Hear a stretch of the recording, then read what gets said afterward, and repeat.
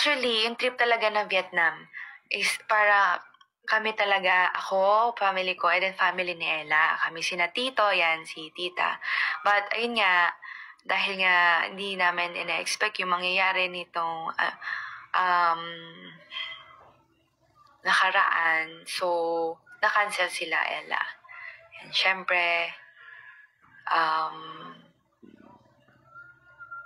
madaming pagbabago, daming adjustment sa nila, sa life nila. So, kami lang yung kami na lang yung tumuloy. Ayan. Pero dapat talaga kami yun, nila Tito, si Tita Joy, ayan, si Ella. Ayan. So, sayang, pero okay lang. Nilolook forward din yun ni Tito. Sobra, as in. Bago nangyari yun. Like, uy, tayo, Vietnam tayo, ganyan-ganyan. Tapos parang, na siya, nag-ready na rin siya. Sabi ko na malamig. Sinasabi namin na malamig nga, ganyan-ganyan. Then yun, sabi niya pa nga, noon, may time nga na parang magre-recover na sana siya. Sabi niya, uy, mag-Vietnam tayo, ganyan-ganyan.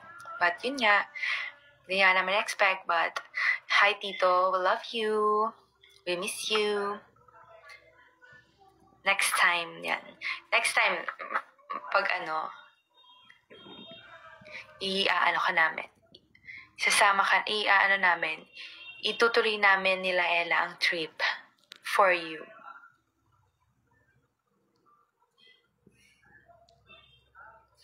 Wait lang, inom lang ang tubig.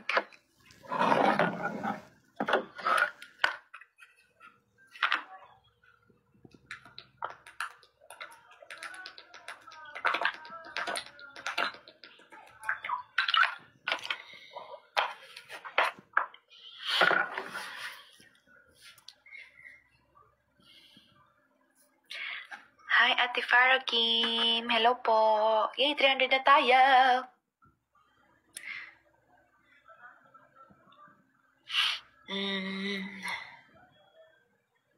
Thank you, Jonah 1189 and Lenny Dim 23.